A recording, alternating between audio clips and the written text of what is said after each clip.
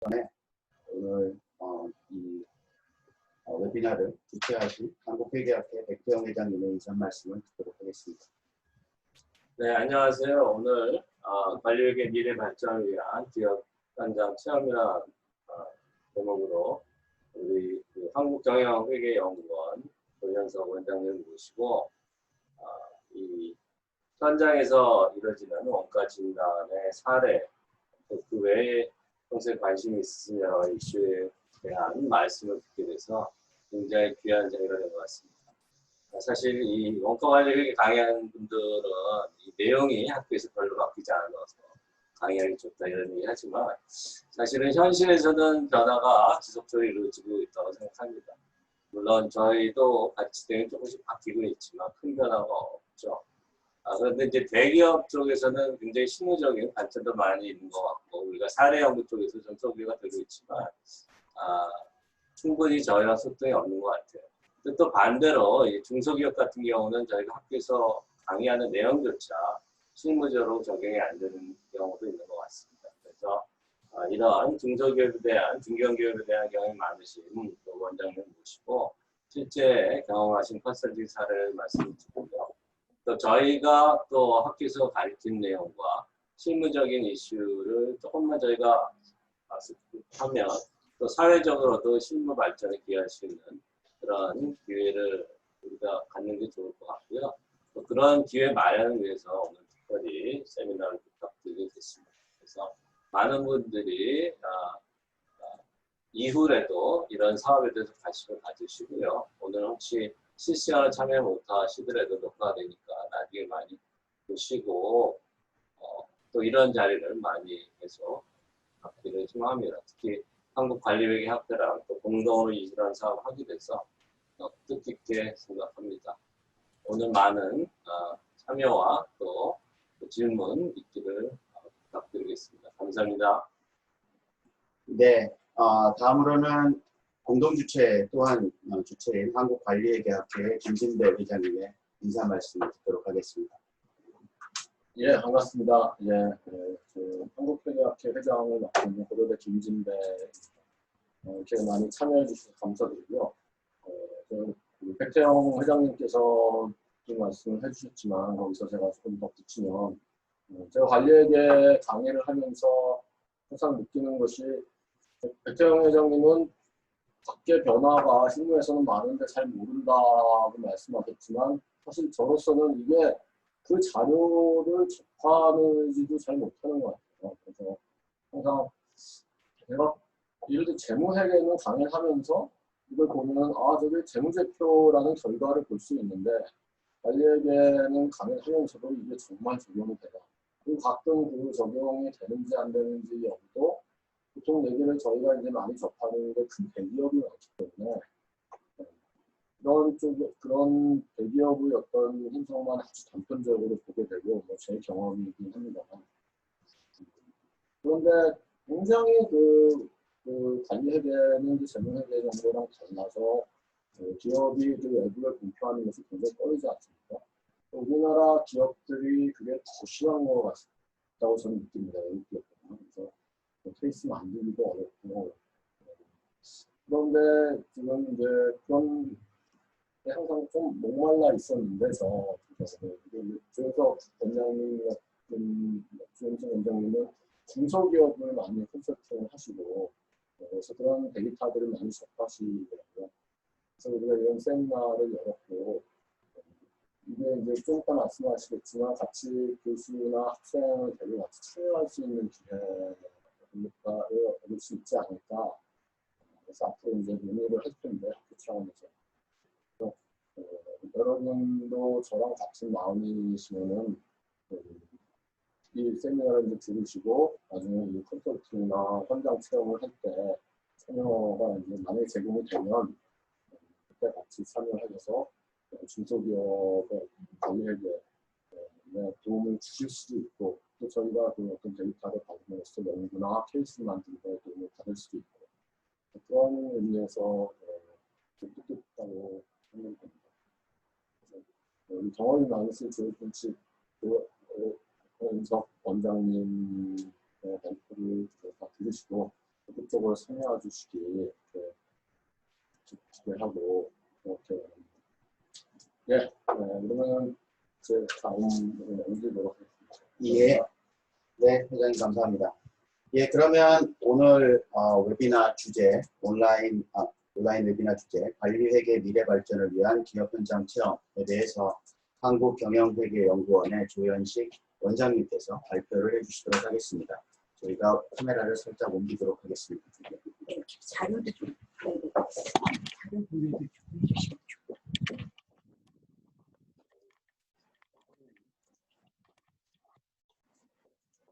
앞으로 들어요. 이거 꺼졌어요.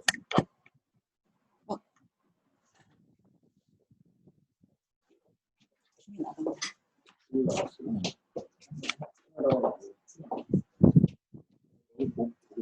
근데 제가 여기서 보고 있어요.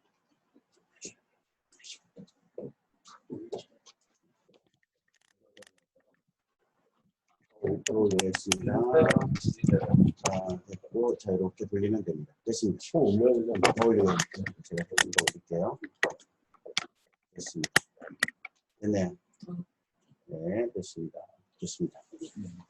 자료 공유 부탁드립니다.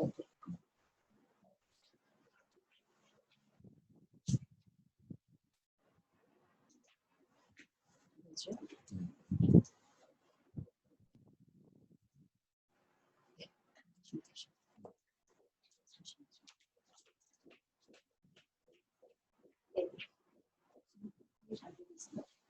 네, 반갑습니다. 네. 저는 한국경영회계연구원 조윤석 원장입니다. 그동안에 중소기업 또 중견기업 이상 기업들 이렇게 한 20여 년 가까이 원가 진단 업무를 해왔고요. 그동안에 그 원가 진단 업무를 바탕으로 해서 관리회계 업무 교육에 도움이 되는 그런 내용들을 가지고 이제 발표를 하도록 하겠습니다.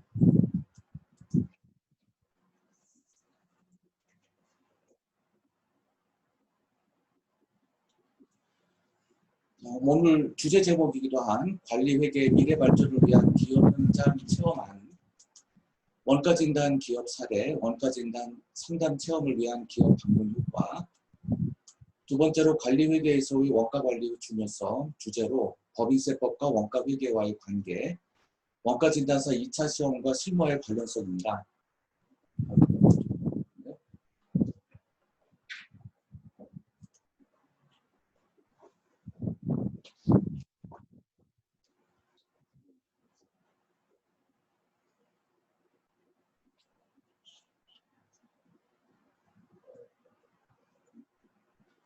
그리고 원가 진단사 전문가 과정에 대해서 이제 또 말씀을 드리도록 하겠습니다.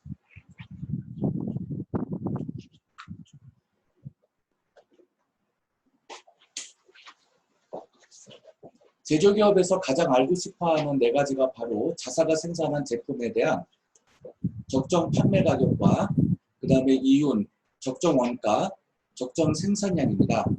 이러한 부분에 대한 그 상담을 원데이 프리 다이노시스 컨설테이션을 다음과 같이 이제 진행을 하고 있는데요.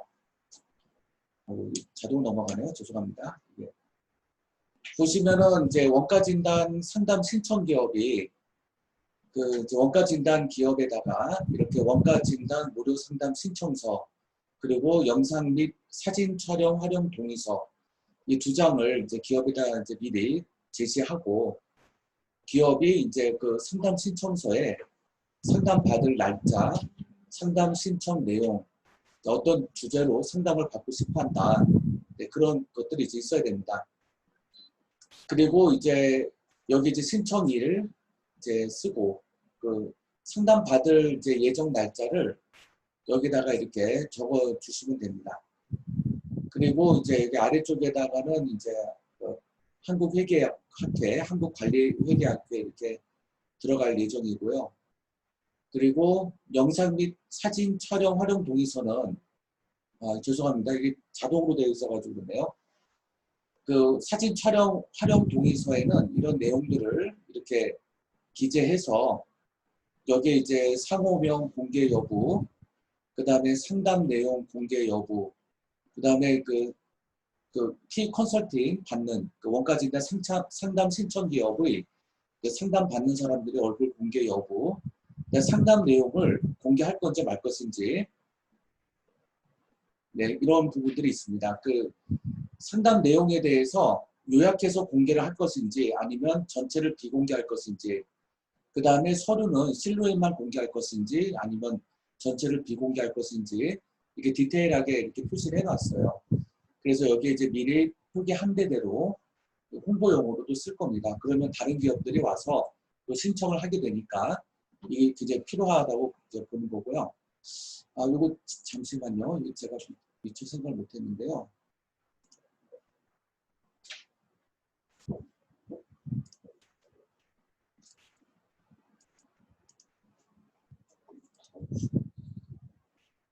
마우스를 클릭할 때는 누르셔야 예, 그러면 예.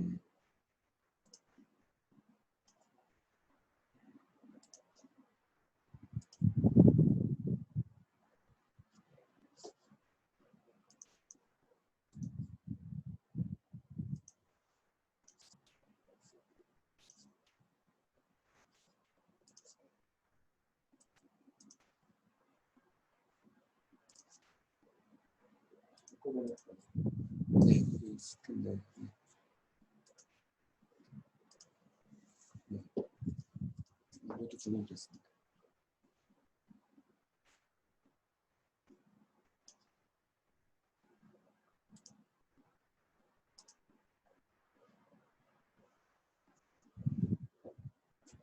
네, 이 진행이 매끄럽지 못해서 죄송합니다. 네, 이렇게 그 영상 촬영 동의 여부를 이렇게 표시를 해서 기업에다가 미리 제시해 주어야 기업이 이제 이 부분에 이제 표시를 하고 그리고 안심하고 이제 상담을 받을 수 있게 됩니다. 이렇게 한 이유는 기업이 이제 원가 상담을 진행을 할 때 뭐 공개를 꺼려하는 기업도 있고 공개를 꺼려하지 않는 기업들이 있는데요. 뭐 다 그런 건 아니지만 일부 기업에서 아 이거 상담 받을 때 혹시 자료가 유출되는 거 아닙니까? 이렇게 염려하시는 기업이 소수지만 있어요. 그래서 미리 활용 동의서와 그 이제 상담 신청서를 이제 미리 양식을 보내서 기업이 이제 활용 동의서를 보고 이제 체크할 수 있도록 해주면 안심하고 상담을 이제 하게 됩니다. 특히 이제 저 같은 경우 그 컨설턴트 분들이 기업 컨설팅 수주하기가 많이 어렵다고들 하세요. 그 가장 큰 이유가 뭐냐면은 기존의 이제 구조 상담이나 파워포인트로 이제 내용을 정리해서 주는 그런 선에서 컨설팅을 받고자 하는 기업들이 많지 않습니다. 그러니까 저 같은 경우는 이제 프로그램을 개발해서 기업에다가 이제 전달해 주는 방식으로 컨설팅을 해왔고요. 그래서 이제 기업 컨설팅을 많이 하게 되었는데 이번에 제가 이 무료 상담 신청을 주로 이제 어떻게 받냐면 프로그램을 무료로 던져줘요. 메일로 보내주거나 카톡으로 보내주면 기업이 프로그램을 사용하고 프로그램에 대한 또 프로그램 외에 원가에 대한 여러 가지 상담을 원하게 됩니다. 그래서 제가 프로그램을 무료 버전으로 기업들에게 공유를 할 거고요. 그 프로그램에 버튼키를 하나 만들어서 무료 상담 신청 버튼키를 누르면 무료 상담 신청을 할 수 있도록 그렇게 또 프로그램을 만들어서 배포를 또 할 겁니다.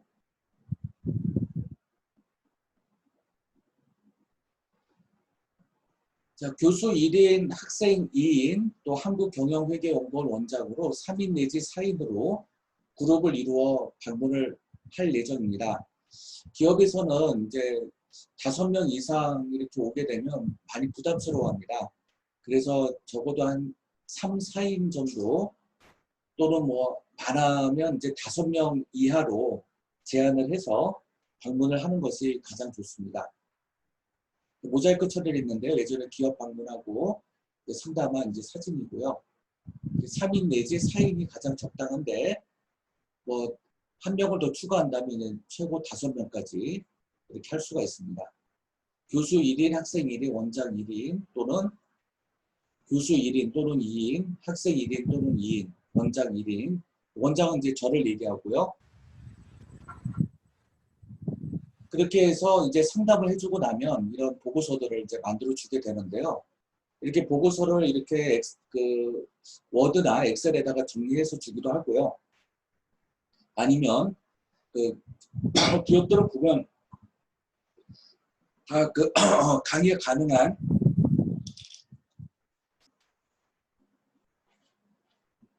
칠판도 있고 회의장이 다 있습니다. 거기서 서서 이제 판서를 하고 그리고 이제 사진을 이제 찍게 할 수도 있고요. 이제 기업은 이제 무료 상담을 이제 해주는 대신 이런 그 상담 보고서를 또 이렇게 받으니까 이제 기업들은 이제 상담을 이제 미리 하게 되고요.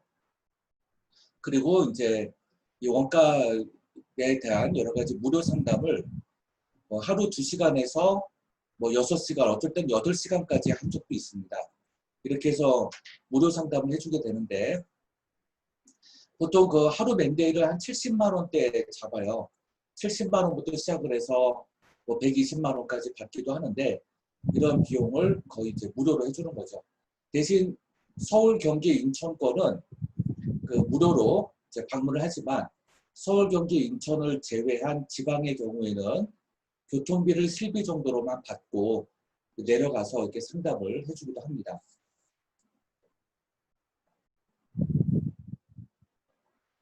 이렇게 해서 그 상담 사례는 지금 보시는 표는 하이로 메소드 방식으로 상담한 사례인데요. 고저점법으로 이제 상담을 한 거죠. 그래서 그래프까지 만들어줘서 이렇게 주게 되는데 이제 제로비, 농업비, 경비 이런 식으로 하이로 메소드 방식으로 합니다. 저는 그 6개월 상반기 6개월 자료와 하반기 6개월 자료를 매칭을 해서 그 현재 그 재료가 그 수량과 함께 그 재료가 이제 구입이 되는 비용, 이 재료가 구입이 되고 제조 현장에 투입이 된 다음에 이 재료비를 분석을 해준 거죠. 하이로 메소드 방식으로. 그래서 상반기 6개월에 투입된 재료비를 그 고저점법으로 그 평균 원가를 구한 다음에 하반기 실제 재료비와 상반기 고저점법에 의해서 구하여진 재료비를 근거로 이렇게 맞추는 방식입니다. 그래서 실제 재료비와 고저점법에 의한 재료비의 차이를 가지고 이 재료비가 일정하게 투입되고 있는지 또 재료비가 생산량 대비 과다 투입되고 있는 건 아닌지를 보는 방식이죠. 그래서 여기 추세선이 그려져 있죠. 그 생산량 곡선과 그 다음에 그 하이로 메소드에서 구해진 그 생산량을 같이 비교해서 나타내 보이기도 하고요. 그렇게 해서 재료비가 절감되고 있는지를 이제 보는 방식으로 상담을 해주었고요. 공정 프로세스 상담입니다. 원재료가 창고에 입고가 되고 이제 조립, 검사, 포장, 제품 출하 이르기까지 여기에서 이제 그 프로세스가 어디에 문제가 있고 또 공정별 원가 계산을 할 때 완성도 측정이 가능한 부분이 있는지 그 다음에 리드타임이 어느 정도 소요가 되면 그 환산량은 어떻게 계산되어지는지 그리고 이제 각 공정 제공 수량은 어떻게 구해지는지 이런 부분들을 종합적으로 이제 상담을 하고 이렇게 그림으로 도식화해서 주게 되죠. 표준원가에 대한 문의도 많아서요. 그 기존의 이제 원가와 그 다음에 사후 원가라고 하면 이제 실제 원가입니다. 그래서 실제 원가와 기업에서 기존에 설정한 표준 원가와의 차이를 한번 보고요. 그 기존에 설정한 표준 원가에 문제가 있으면 이제 적정 표준 원가를 선정하는 방식을 도식화해서 이제 설명을 한 겁니다. 이렇게 상담을 하면서 그 메모지에다가 이렇게 그림 그린 것들을 다시 이렇게 도식화해서 주는 것이죠. 그 다음에 수불 검증에 따라 회계 반영 상담도 하는데요. 이 원가 회계는 경영학, 경제학, 회계학, 수학, 통계학 이런 학문들이 모두 반영된 것입니다. 그래서 그 회계도 필요하고 뭐 통계학도 필요하고요. 그다음에 수학적인 논리도 필요합니다. 이런 논리들을 바탕으로 이제 수불 검증도 하고 또 회계 반영을 어떻게 하면 되며 또 수불부 기재를 어떻게 해야 되고 원가 회계적 측면에서 이걸 어떻게 나타내고 또 경제 경영학적 측면에서 어떻게 나타내고 수학적인 논리가 어떻게 적용되는지를 또 설명을 해줍니다. 그리고 이제 재무팀에는 이 결산 기간 내에 이 수불부가 이제 작성이 되고 검증을 해야 되죠. 수불부에 오류가 있는지를 확인해야 되고 그 원인을 또 파악을 해야 됩니다. 수불부는 계속기록법에 의해서 장부를 기록을 해야 되는데요. 대부분 이 계속기록법에 의해서 장부를 기록하기 힘듭니다. 그래서 백플러시 방식으로 이제 수불부를 이제 기재하게 되는데 백플러시 방식으로 했다 하더라도 그 실제 창고상에 남아있는 재고하고 안 맞을 때가 굉장히 많아요. 그래서 이 재고, 실제 재고와 장부상 재고의 불일치, 그 다음에 BOM에 의해서 백플러싱 방식으로 했을 때 실제 창고와의 재고 불일치, 이런 부분들이 종종 나오고 있기 때문에 이것을 그 재무팀에 어떻게 넘겨줄 거냐, 이것을 이제 정상적 손실로 볼 것인지 비정상적 손실로 볼 것인지 따라서 정기 오류 수정 손익 반영도 있겠죠. 이런 부분들에 대해서 종합적으로 상담을 해주게 됩니다. 원가진단 상담 사례를 바탕으로 교수분들에게는 관리회계 논문에 도움이 되고요. 학생들에게는 취업 전 실무 경력을 쌓는데 도움이 됩니다. 그래서 이런 논문이 교수분들에게 이제 전달되어질 수 있는 것이죠. 또 학생들에게는 이제 취업을 하는 데 있어서 바로 실무에 투입이 되더라도 일을 하는 데 있어서 어려움이 없도록 하는 일거양득을 얻을 수 있는 좋은 기회가 될 겁니다. 그래서 이런 그 Q&A 자료들이 학생들 또 교수분들에게 이제 공유가 되어지면 이렇게 여러 가지 그 도움이 되는, 또 학술적으로도 도움이 되고 또 학생들에게도 도움이 되는 이런 그 자료들이 될 겁니다.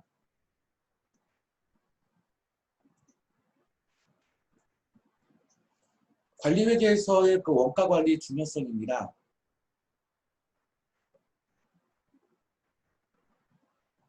사실 이 관리회계하고 세법하고 이렇게 딱 2등분해서 볼 게 아니라는 것이죠. 그 법인세법과 소득세법에서는 기업이 회계 기준에 맞게 재고자산 평가를 한 후 결산에 반영한 것만을 인정을 하죠. 다 아시는 내용이죠. 그 이유는 이제 기발재고자산의 금액에 따라 매출원가가 정하여지고 이에 따라 매출 총이익이 결정이 되면 여기에 따라서 뭐 입금 가산, 송금 가산, 송금 불산입, 또 송금 산입 등 세무 조정이 이루어지게 되고 여기에 따라서 이제 세금이 부여되는데 아무리 세무 조정이 공정하게 이루어졌다 하더라도 결산상 당기 순이익이 실제 그 경영과 맞지 않으면 투명 경영으로 투명 회계가 나오지 않는 상태에서 당기 순이익이 결정된 것이라면 아무리 그 세법 적용을 했다 하더라도 공정한 세금이 부여되기가 어렵습니다. 그래서 이 세무조정계산서 중 하나인 재고자산 평가조정명세서를 보시면 신고 방법에 의해서, 즉 세무서에 신고한 재고자산 평가 방법에 의해서 이제 신고를 한 거와 실제 기업에서 평가한 방법이 불일치하면 적부를 표기하게 되어 있죠. 또 기업이 법인 설립을 하고 나서 재고자산 평가를 어떻게 할 것인가도 이제 동시에 신고가 이루어져야 되는데 대부분 그 중소기업들 그리고 또 외관법인들도 그렇지만 신고를 안 하는 경우들이 있어요. 그러면 이제 법인세법으로 이제가 선입선출법으로 이제가 되죠.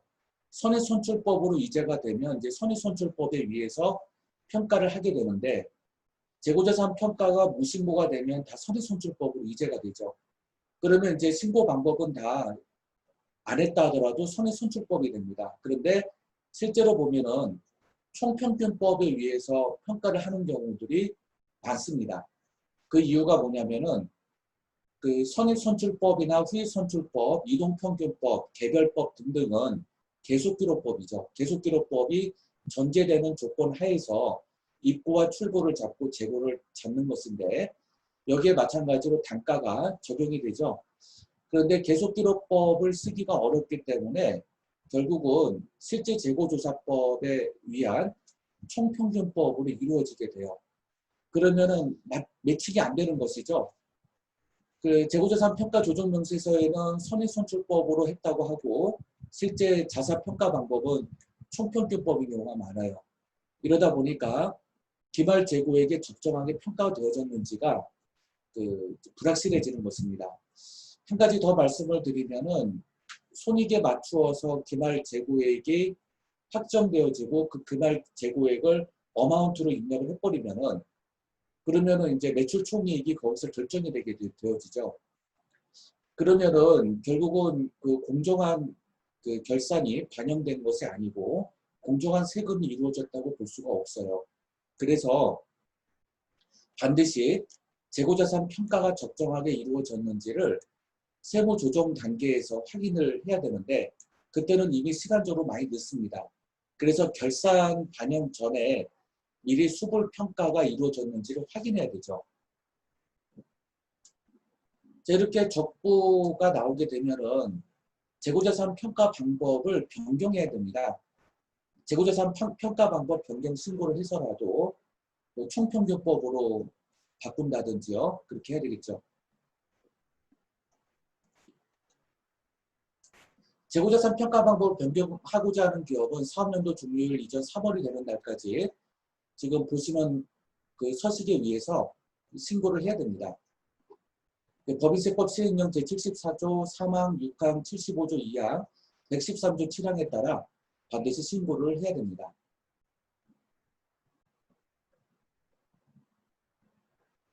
그리고 또 하나는 이제 BOM이 정확해야 되는데 백플러싱 메소드를 가지고 했다면은 결국 그 BOM이 기본 자료가 되죠. 우리는 그 BOM도 맞는지를 확인하게 됩니다. 그래서 무료 상담을 하더라도 BOM이 작성된 기업은 BOM을 미리 또 보게 되죠. 그 BOM이 현재 그 제품 한 단위당 원부자재 소요 수량이 맞는지 또 정상 공손이나 비정상 공손이 같이 다 표기되어 있는지 또 수율은 그 정상 공손을 반영을 해서 수율이 나오고 있는지를 상담을 해주게 됩니다.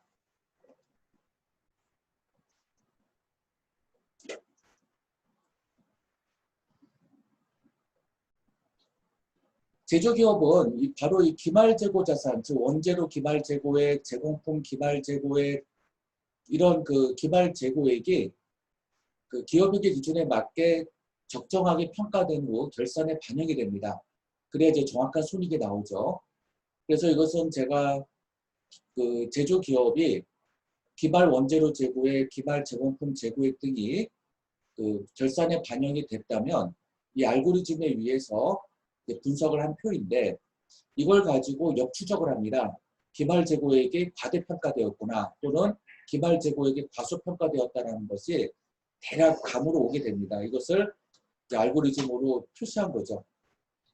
제가 예전에 한 200여 개가 넘는 제조기업을 샘플로 해가지고 제조원가 명세서가 확인이 되는 200개가 넘는 제조기업을 표준 모델로 해서 만든 알고리즘이에요.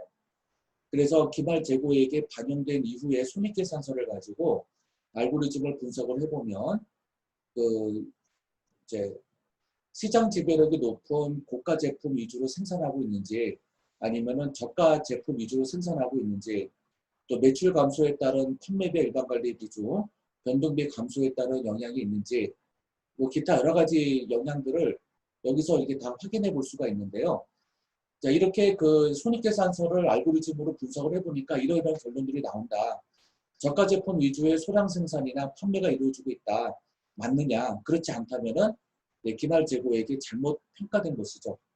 이런 식으로 이제 추적이 가능하도록 만든 거예요. 이것이 이제 완벽해지기 위해서는 제가 여러 기업체들을 대기업, 중소기업, 중견기업 등을 표준 모델로 해서 만든 표입니다. 그 다음에 제조원가 명세서에는 미소멸 원가인 기말 원재료 재고액, 기말 제공품 재고액이 나타나는 표죠. 그래서 제조원가 명세서가 나오는 기업들을 또 표준으로 해서 표본으로 해서 만든 알고리즘입니다.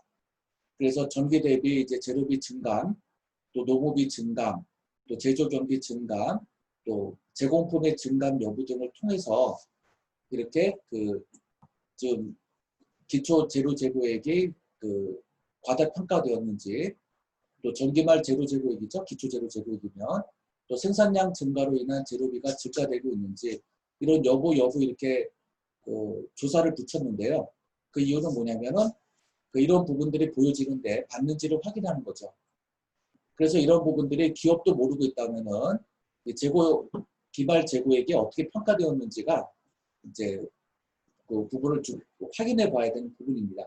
기말 재고액이 제대로 평가돼서 반영되어지고 있다면은 이런 여부 이런 부분들이 확인될 수 있어요. 그런데 전혀 모르고 있다, 어떻게 반영되고 있는지도 모른다 라는 것이 이런 답변들이 나오고 있다면 기말 재고액은 재고자산 평가 방법대로 안 하고 있는 기업의 가능성이 높습니다. 그래서 이것도 알고리즘으로 제가 분석을 했고요. 지금 이게 카피가 돼서 올라온 거라 글씨가 뚜렷하지가 않아요. 그래서 필요하신 분들은 이 원본 파일을 제가 보내드릴 겁니다. 그래서 투명한 경영과 그 다음에 공정한 납부, 그 다음에 탈세가 아닌 절세를 유도해서 기업이 분식 또는 역분식을 하지 못하도록 할 수 있는 방안이 있다라고 해서 몇 년 전에 기획재정부에다가 제안을 했던 내용이에요. 한정된 조직 인력과 원가 관리에 대한 인식 부족으로 원가 개선이 제대로 이루어지지 않고 있고요. 일반적 재무회계 위주의 업무에만 편중되어 있기 때문에 원가 관리에 대한 체계적인 업무가 진행되고 있지 못합니다. 그리고 원가 관리를 통한 경영 개선과 회계의 투명성을 위한 업무 지도를 받을 수 있는 컨설팅 기관을 찾기가 매우 어려운 실정이죠. 원가의 통제와 관리가 정기적으로 이루어지지 못하면 생산 수율에서 로스가 발생하여도 이를 사전에 제거하기가 어렵습니다. 실제로 그런 경우들이 많이 있습니다. 그리고 원부자재 및 제품의 기말 재고, 과대 계상 또는 과소 계상으로 이어져서 손익의 왜곡 현상이 이루어지게 되고, 이런 왜곡 현상은 결국은 납세에도 연결이 되죠. 그래서 기업의 적정 마진을 위한 기준을 설정하기가 어렵죠. 요즘처럼 이제 코로나19가 장기화되고 있는 상태에서는 더더욱 그 적정 마진을 찾고자 하는 기업들이 많이 있는데요. 이런 기업들에게 이제 도움이 되어줘야 됩니다. 그래서 원가 절감의 수단으로 손쉽게 할 수 있는 것이 인원 감축인데요. 인원 감축을 통한 인건비 절감에만 이렇게 초점을 맞추게 돼요. 근데 인원 감축 또는 인건비 절감을 위주로 하기보다는 그거 외에도 재료비나 기타 경비에서 찾을 수 있는 절감 방안들이 있습니다. 또 저가의 질 낮은 원부자재를 위주로 공급을 받으려고 해요. 결국 생산 제품의 품질 저하를 가져오게 되죠. 비외관법인 또는 개인 기업의 경우 기말 재고액의 적정한 평가 기준이 이제 있어야 되는데 오로지 세금 부담을 최소화하기 위한 목적으로 단기 손익의 인위적 조작이 가능해집니다. 즉 재고자산 평가가 적정하게 되어졌는지 이런 부분들이 확인되지 않으면 기말 원재료 재고액에서 원재료 재고액을 이제 재고액가 적게 남았다고 표기하게 되죠. 기말 재고액이 작아지면 매출 총액도 작아지니까요. 이런 식으로 이제 재고액을 맞춘다는 것이죠. 표준원가도 해야 되는데요. 표준원가 관리가 미흡해지면 각 요소별, 재료비, 노후비, 경비 요소별, 원가 낭비 요소를 찾아내지 못하게 되죠. 그리고 원가 손실이 발생하여도 그 이익이 회계상 반영하기 위하여 일부러 분식을 조장할 수 있다. 이런 부분들이 있다는 얘기죠. 원가 진단에 관한 진단을 받고자 하는 기업이 자비용 부담에 의존하게 되면 원가 진단을 제대로 하기가 어려워집니다. 무슨 얘기냐면은 내가 비용 부담했으니까 내 입맛대로 해달라라고 요구할 수 있다는 것이죠. 그래서 이런 부분에서는 이제 정부가 투명 경영을 앞당기고 그 다음에 적정한 납세 의무를 고착시키기 위해서라도 정부가 이제 부담하는 형태로 가면 어떻겠느냐 하는 부분이죠.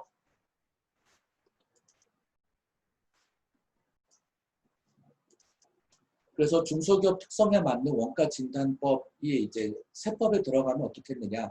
아니면 뭐 세법에 안 들어가더라도 별도의 법이 만들어진다면 외부 전문가들의 전문적 원가 경영을 중소기업들에게 훨씬 효율적으로 해줄 수 있게 되고 투명 경영과 함께 이제 기업들이 적정한 세금을 납부할 수 있게 됩니다.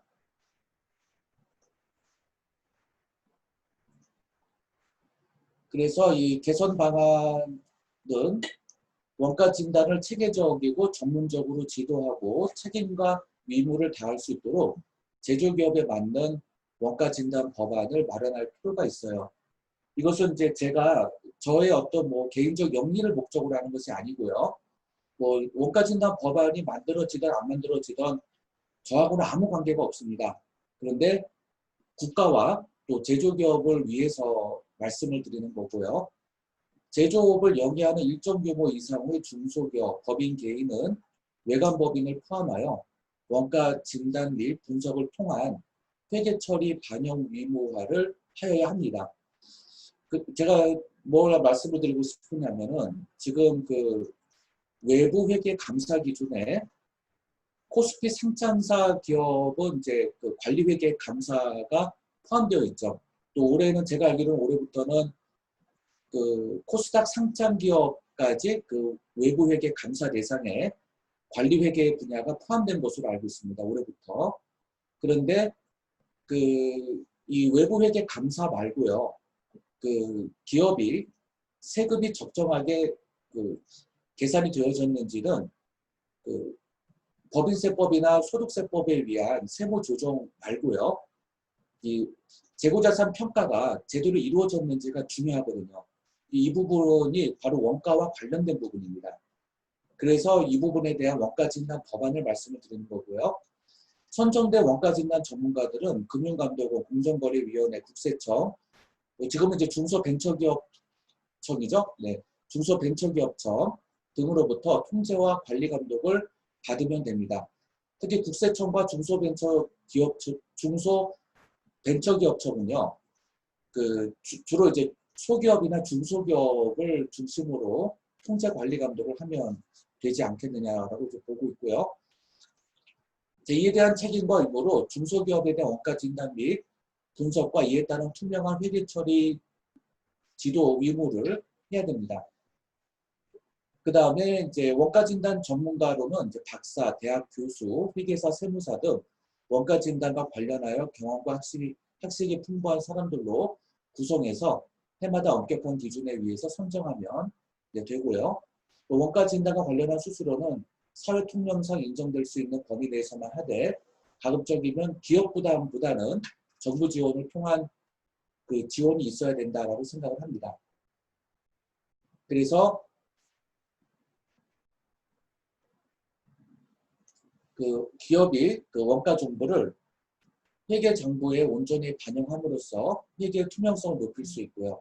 직접세인 법인세 및 소득세를 공정하고 합리적으로 계산해서 납부할 수 있는 근거과세를 이룩하는 데 공헌하게 됩니다.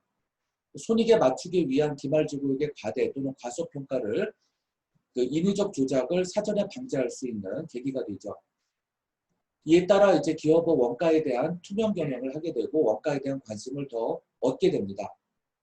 그래서 이 관리회계는 투명한 회계 정보를 얻는데 매우 필요하다라고 말씀드릴 수가 있습니다. 네, 나머지는 그냥 넘어가겠습니다.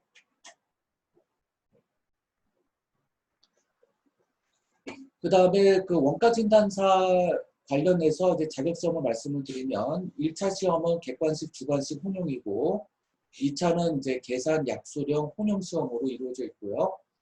그 다음에 2차 시험은 이제 요소별 원가 계산, 네, 부문별 원가 계산, 제품별 원가 계산으로 이루어져 있고요. 원가 진단으로 손익분기점 진단, 표준원가 계산 진단, 고저점법 진단 등이 있습니다. 2차 시험은 원가 계산과 원가 진단으로 이루어져 있고요. 이 손익분기점, 표준원가 계산, 고저점법은 회차별로 그 좀 다르게 낼 수 있습니다. 또 원가 관리 안에는 여러 가지 내용들이 있기 때문에 그 이제 골라가면서 낼 수가 있죠. 시험지입니다. 이게 이 그 괄호 쳐져 있는 부분들이 있는데 빈 공란으로 되어져 있는 부분들, 자, 제일 먼저 그 수불부를 보고 재료비를 구할 수 있어야 되죠. 그래서 요소별 원가 계산에서 재료비를 먼저 구하는 것부터 시작을 합니다. 그래서 재료비가 구해지고 나면 이렇게 이제 단가와 금액이 구해지죠. 그래서 재료비부터 이제 구해지고요. 앞에 재료비가 이제 틀어지게 되면은 손익분기점, 표준원가, 고저점법까지 이어져서 다 틀어지게 됩니다. 그 도미노 현상으로 이루어지게 되죠. 그래서 그 다른 자격시험과 달리 부분적으로 단락단락 끊어서 내는 게 아니라 연결고리를 갖고 시험 문제를 만들었습니다. 그 다음에 부문별 원가 계산에서는요, 각 부문별 공통경비 배부가 있고요. 그래서 배부율을 구하고 배부율에 의해서 이제 공정부터 제품까지 이어지는데, 특히 보시면은 이 답안에 보면 이제 공정이 있죠. 그 공정이 있다는 얘기는 연속 대량 생산하는 제품이 있다는 얘기고, 그 다음에 제품명이 바로 나와 있는데, 이 제품명이 나와 있다는 거는 이제 개별호가 계산을 하는 겁니다. 그래서 어떤 기업을 보면은 대량 생산과 주문 제작형 제품을 동시에 생산하는 기업이 있습니다. 그래서 종합원가 계산과 개별원가 계산을 동시에 수행해낼 수 있어야 되기 때문에 이걸 같이 혼합을 한 거죠.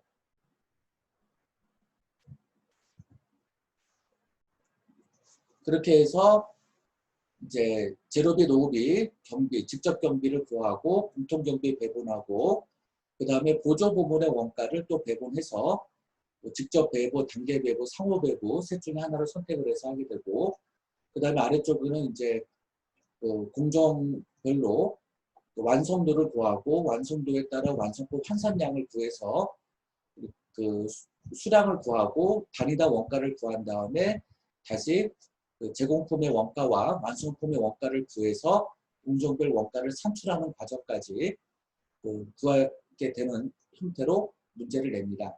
다 연결되어 있고요. 그리고 나서 이제 제품별 손익분기점 테이블로 갑니다. 그리고 이제 제품별 손익분기점 테이블을 완성하게 되면 손익분기점 진단을 하고 이에 따른 대안을 제시하는 거가 들어가 있고요. 경영안전율을 높이기 위한 전략을 약술형으로 쓰게끔 또 냈습니다. 그 다음에 그 목표 T&I죠. 그 타겟 넷 인컴을 구하는 내용도 들어가 있고요.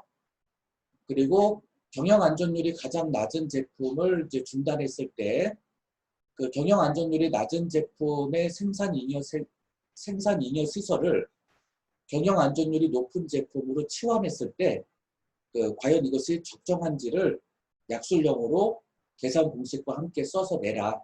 이것까지 했죠. 그래서 실제로 이 BEP 진단 분석은 제품별 원가 계산을 하고 대표이사부터 감사, 이사, 그 다음에 총무부, 회계팀, 생산팀, 관리팀 이 직원들이 다 한자리에 앉은 상태에서 브리핑을 하게 됩니다.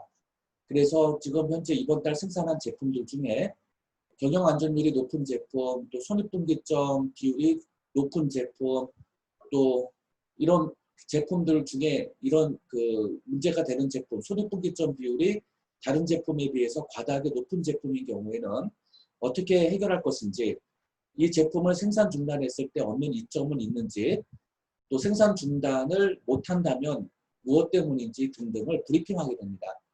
그래서 단순히 계산 능력만 갖춰서 되는 것이 아니라 내가 분석한 걸 가지고 대표이사부터 일반 직원에 이르기까지 알아들을 수 있게 설명할 수 있는 그 요령도 필요하기 때문에 이렇게 여기 진단 결과에 대한 약술용으로 또 자신의 의견을 쓰게끔 이렇게 시험 문제를 만든 것이죠.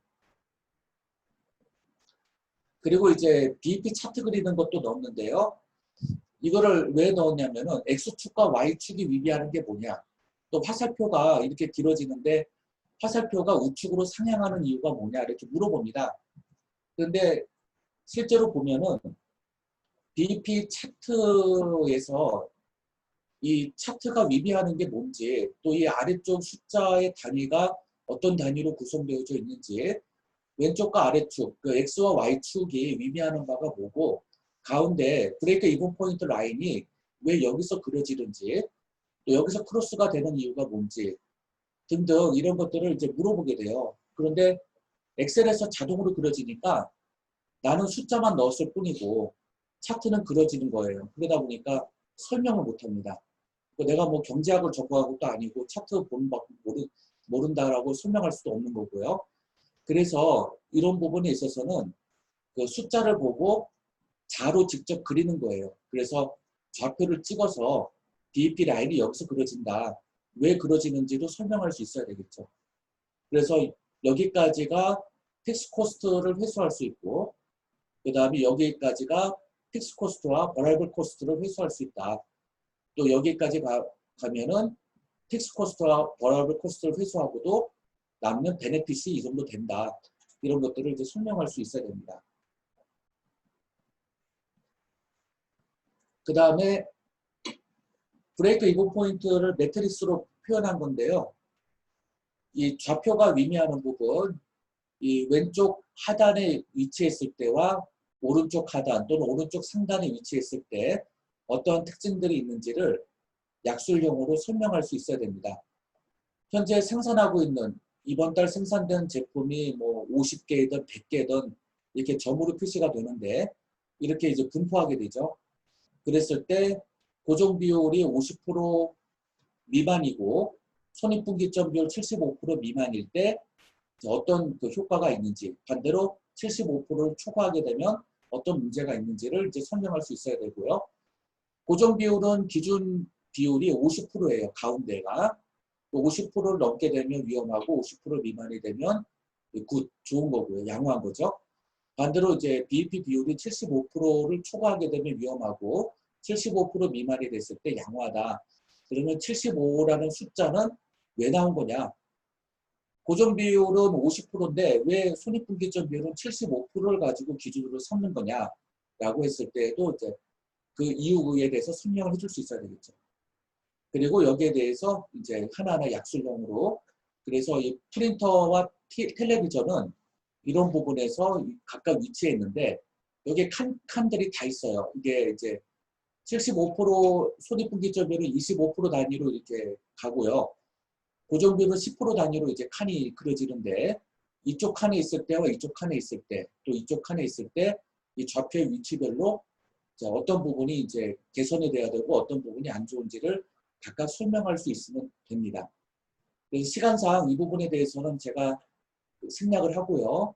이 부분에 대한 이유는 이제 나중에 또 그 시간이 될 때 또 말씀을 드리도록 하겠습니다.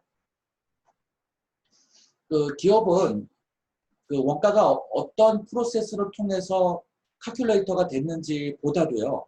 아까 보셨던 매트릭스로 나타나는 것을 더 좋아합니다. 특히 경영진들이나 이사분들은 매트릭스 좌표에 생산된 제품들이 각각 어느 구간에 이 좌표가 찍혀져 있는지에 대해서 관심이 많죠.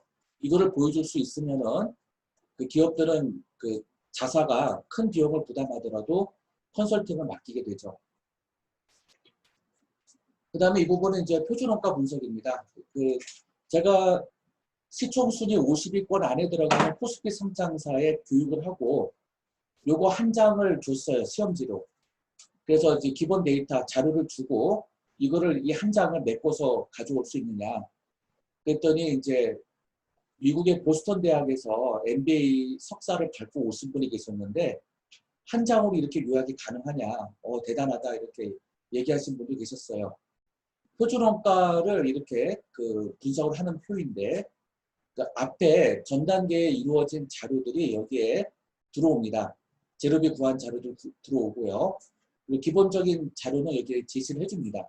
생산량은 몇 개였고 그렇게 해서 계산된 제로비와 여기 기본적으로 제시된 자료를 근거로 해서 표준원가 분석을 하는 거죠. 그렇게 해서 이제 또 제로비 가격 차이에 따른 약술형, 제로비 능률 차이에 따른 약술형으로 이렇게 표기해서 설명해 줄 수 있으면 되고요. 그 다음에 정상 원가 계산을 했을 때 제조간접비 예정 배부액을 계산을 하죠. 그래서 제조간접비 예정 배부에 대한 계산도 들어가고요. 여기에 따른 배부 차이를 구하고 그렇게 해서 이제 그 표준 원가와 정상 원가 계산에서의 제조간접비 예정 배부의 계산 문제도 추가해서 넣었습니다. 회차별로 이제 문제는 다르게 될 수 있고요.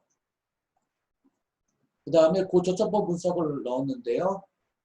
선반기, 하반기 생산된 양과 이제 실제 발생된 금액, 하반기 이제 실제 생산량과 실제 발생액, 그 다음에 고조점법에 의해서 구해진 산식을 적용해서 선반기 고조점법에 의한 재료비로 이제 분석을 해가지고 차이 발생액을 구합니다.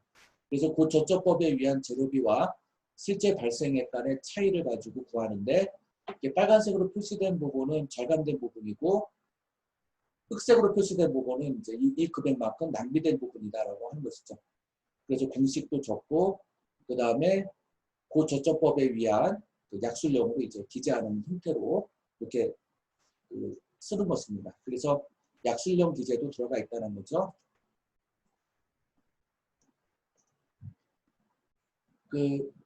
이 원가진단사 시험지는 제가 이렇게 하이퍼링크로 걸어놨는데요. 이 시험지 필요하신 분들 제가 이렇게 자료도 공유를 해드리겠습니다. 여기에 이런 형식으로 이렇게 답안지예요. 이렇게 이 BEP 차트는 이걸 보고 이제 그대로 이제 그려내는 것이고요. 네, 이런 식으로 이렇게 8페이지로 구성되어져 있습니다. 한 페이지당 12.5점씩 부여가 돼서 8 곱하기 12.5를 하면 100점이 나옵니다.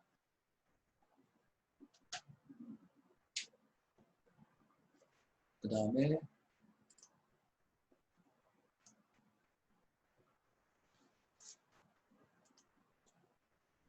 원가진단사 전문가 과정으로 이제 강의할 때요, 이제 커리큘럼이 있습니다. 이런 커리큘럼으로 이틀 동안 강의를 하는데요.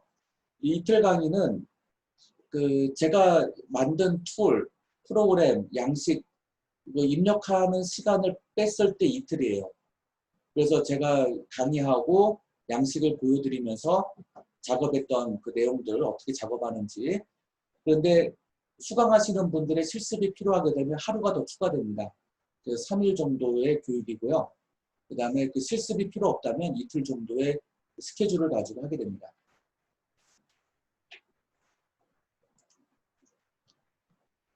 원가진단 분석보고서에는 정성적 분석인 설문진단, 제조원가 명세서와 손익계산서를 총원가 분석, 그 다음에 제품별 CVP, 매트릭스 분석, 제품별 고저점법 분석, Z유형 분석, 산포도 선형 분석 등을 분석 보고서로 만들어 주는 겁니다. 그래서 이런 형태로 보고서 만드는 방법을 강의하고요. 이렇게 그 차트를 어떻게 나타내고 표시하는지, 또 Z 분석이 나올 때 어떻게 그 분석이 되고 산식은 어떻게 되는지, 이 Z 모양이 이렇게 정방향으로 그려질 때가 어떤 경우냐면은 매월 일정한 생산량이 투입이 되고 그 생산량만큼 재료비가 투입이 될 때 Z 모양이 그려져요. 그런데 생산량과 재료비가 불규칙적이고 그리고 일정하지 않게 되거나 또 1월부터 3월까지 생산을 했다가 5월부터 7월까지 1월부터 3월까지 생산하고 4, 5, 6월 달을 쉬었다가 다시 7, 8, 9월 생산하고 이렇게 지그재그식 방식으로 생산한다든지 하게 되면은 Z 모양이 안 그려져요.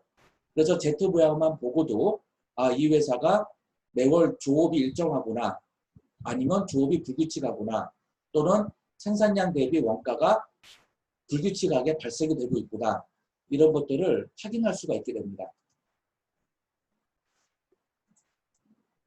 그 다음에 산포도 선형 분석이 있고요. 이 Z 분석과 산포도 선형 분석을 보시면 산포도는 가운데 평행선이 그려지고 점으로 표시되는 분포되는 점들이 있죠. 이렇게 분포도가 이게 산재에 있죠. 이게 산포도 방식으로 표시가 되는데 여기에 위에 선과 아래 선이 그려지는 거죠. 여기 가운데 점들이 있어요. 그러니까 뭐냐면은 이 산포도 위에 선이 하나가 그려지고 아래쪽에 선이 하나 또 그려져요. 이게 Z예요. 이 위에 선과 아래 선을 빼버리면 산포도 선형 분석이 됩니다. 근데 이게 같이 연결이 돼서 보게 되는데요. 이 삼포도 소년 분석과 Z 분석은 그 묘한 관계성이 있습니다. 그래서 이것도 같이 중요하게 분석이 되는 표들이고요. 그래서 기업이 제시하는 최소한의 자료만으로도요, 이런 여러 가지 디테일한 보고서들이 나올 수 있게끔 했습니다. 왜냐하면 제조기업들이 그 일일 생산 작업 일보라든지 또 정확한 재료 수불 데이터라든지 그 외에 뭐 여러 가지 경비 자료들이 불충분해요. 그래서 최소한의 자료만으로도 나올 수 있도록 만든 보고서입니다. 이 상담 사례도 이런 내용들이 나오는데 실제로 기업 상담을 하면서 이 내용들도 제가 설명을 합니다.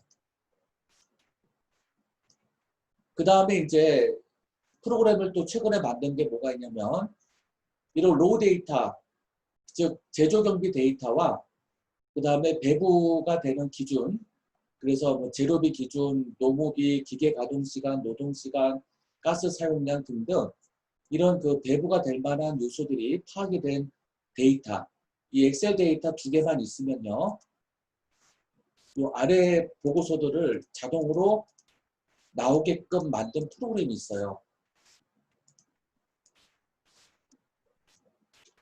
그래서 보고서 표지 포함해서 9장이 출력이 되는데 250가지의 제품이 원가 배분이 돼서 제품별로 여기 콤보 박스가 있어서 여기 그 마우스로 클릭을 하면은 제품들이 쭉 열거가 돼서 떠요. 그래서 특정 제품을 클릭하면은 이 차트가 움직여지도록 했습니다. 이 2개는 이제 배부 내역이고요. 원가 배부된 그 그래프로 나타나는 거고 제품별 제조원가 명세서도 나오도록 한 겁니다. 그 제품별 제조원가 명세서에서 직접비, 간접비, 공통경비 요소는 어떻게 되고 근데 이 표를 보면은 원가 배부가 어떻게 되어 있는지 그 스펙이 나오도록 했어요. 그래서 계정 과목별 디스트리뷰션이 돼서 나온 그 배부되는 내용들이 나오고 계정 과목별로 어떤 기준에 의해서 배부가 되었는지도 표시가 됩니다. 그래서 이 표만 보더라도 아, 이 제품이 어떤 기준에 의해서 어떤 계정 과목이 얼마만큼 어떻게 배부되었구나. 동시에 고정비는 얼마 정도 배부가 되고 변동비는 얼마 정도 이렇게 금액이 계산됐는지 직접비는 뭐 배부할 필요가 없죠. 근데 간접비 중에 변동비, 고정비들이 있어요. 그래서 간접비 중 어떤 계정 과목에 고정비가 있는데 얼마만큼 배부가 되었고 간접비 중 변동비성 간접비가 있죠. 간접비인데 공통재료비가 이제 간접재료비잖아요. 이 간접재료비가 어떻게 배부가 되었는지 그것도 다 하나하나 스펙이 나옵니다. 디테일하게 보고되도록 했어요. 그래서 이 표들만 봐도 어떻게 배부가 되었는지를 검증할 수 있도록 상세하게 보고되는 거죠. 제조원가 명세서와 이것만 봐도 되지만 이게 어떻게 배부되었는지를 알아야 정확하게 되어 있는지 알 수가 있죠. 그래서 입력을 하지 않더라도 기업이 제시하는 로우 데이터만 있어도 바로 당일날 가서 상담이 되도록 했습니다. 그래서 노트북만 있으면 기업이 만들어준 자료 가지고 해도 되고 기업이 자료가 없다라든지 만들 줄 모른다 그러면 설명해 주면 됩니다. 제조경비 데이터가 이렇고 그 다음에 원가를 배부하려면 배부 기준 요소들이 있는데 가액법 기준 배부, 종업원수 기준 배부, 그 다음에 노동시간 기준 배부, 그 다음에 이제 그 가스 사용량 기준, 뭐 전력 사용량 기준 배부, 면적 기준 배부 이렇게 배부 기준이 될 만한 요소들이 있느냐 있는 것들만 이제 체크하면 됩니다. 없는 거는 이제 그냥 빈란으로 해놓으면 되고요. 이렇게 해서 만들어진 프로그램이 있고요. 제가 이제 무료 상담을 받기 위해서 예전에는 다른 프로그램으로 했는데 이제 제가 이번에는 이 프로그램으로 무료 배포를 할 건데 이 프로그램엔 사용 기간이 들어가 있어요. 그래서 일정 기간이 지나면 사용이 안 됩니다. 그래서 사용 기간을 걸어놓고 무료 배포를 할 거예요. 그래서 여기에 버튼키를 누르면 무료 상담으로 이어지도록 그렇게 해서 이제 또 상담 기업체들을 또 모집을 할 예정에 있습니다. 네, 지금 시간이 딱 맞춰서 했는데요. Q&A 시간을 갖도록 하겠습니다. 예, 화면이 어떻게 보이는지를 제가 몰라서 네, 이걸 올리고 올려주시면 네, 조금 올려주시면 네, 뭐 올라가시면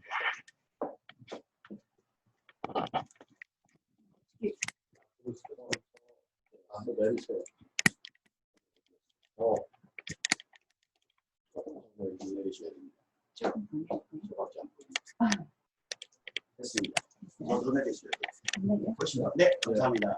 네, 우리 조현석 원장님의 발표 잘 들었습니다. 혹시 지금 이제 온라인으로 많이 참석해 주셨는데요. 참석해 주신 분들께서 질문이 있으시면 지금 질문을 해주시면 되겠습니다. 질문을 하시려면 일단 음소거를 꺼주시고요, 본인이. 그 다음에 본인 소개를 해주시고 질문을 좀 받도록 하겠습니다. 네, 마이크 꺼져 있는 아니, 거 아닙니다. 본인이 질문을 하실 분들은 본인이 음소거를 직접 해주시고요. 그 다음에 말씀을 해주시면 저희가 들을 수 있겠습니다. 네, 어떻게 들리십니까? 네, 잘 들립니다. 네, 예, 예. 저는 지금 그 회계법인에서 그 일을 하고 있는 회계사입니다. 개인적으로는 이제 원가 관리 관련된 용역을 참 많이 했어요. 제가. 근데 이제 기업들에 관련된 그 외부 감사를 수행하다 보면은 항상 현장에서 닥치는 문제가 뭐 기업들의 외부 감사뿐만 아니라 비회감 법인들, 특히 이제 중소업 제조업 쪽을 말씀을 드리면은 일단은 현장에서 원가에 대한 그 관리하는 인력이 일단 없고요. 일단은 두 번째로는 있다 그래도 회사에서는 이제 그 법인세를 납부하는 목적으로만 운영하면 되는 거 아니냐 정도의 인식을 갖고 있습니다. 실질적으로. 그 다음에 세 번째로는 그 회계 업무에 종사하는 그 종업원이 실질적으로 원가 회계에 대한 그 지식이 그렇게 별로 없어요. 그러니까 그 재무회계에 대한 재무제표 작성이 어떻게 보면 좀 급급하다고 볼 수 있죠. 이런 문제가 있는데 그 제가 이제 말씀드리는 거는 현장에 있는 그런 그 인원들이 혹시나 교육을 통해서 원가 관리에 대한 인식 내지는 특히 그 사장님들이 대표이사, 그러니까 개인 기업이나 조그마한 제조업체의 그 회사의 대표이사 되시는 분들에 대한 인식 자체가 아까 이런 식으로 원가에 대한 관리가 결국은 회사에 도움이 된다라고 하는 어떤 인식 전환이 있어야 되는데 그런 전환이 아직까지는 그 저변에 깔려 있는 게 굉장히 좀 부족하다고 보거든요. 그래서 그런 그 대표자 관리자분들에 대한 인식 전환을 위한 어떤 저변의 그 뭐라 그럴까 교육이라 그럴까요? 그런 것들도 좀 필요하지 않겠나라고 먼저 좀 생각이 들고요. 이제 그러다 보니까 아까 교수님 말씀하신 것처럼 뭐 수불부를 왜 만들어야 되냐 이제 이렇게 얘기를 하거든요. 그 다음에 아예 기장 업무가 안 되는 회사들은 이제 회계사무소에다 기장을 의뢰한단 말입니다. 이런 경우에는 더더군다나 내부에 대한 원가 관리는 이제 블랙박스가 돼버리는 거죠. 점점 더. 그래서 그런 현장에 있어서의 어떤 그 인식에 대한 저변의 그 전환이 좀 먼저 좀 이렇게 선행적으로 좀 개선해야 될 필요가 있지 않을까 싶은데요.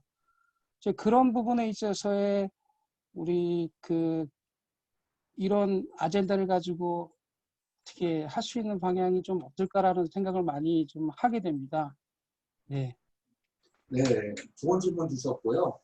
원가 회계, 원가 진단, 또 컨설팅 업무의 장벽에는 이제 말씀해 주신 거 다 맞아요. 다 그게 세무 회계를 중심으로 하는 회사가 있고, 그 다음에 이제 원가 회계에 관심을 있는데 직원들이 그 부분에 대한 소양이 잘 안 갖춰져 있고, 또 대표님조차도 거기에 대해서 중요성을 못 가져서 하는 경우도 있고요.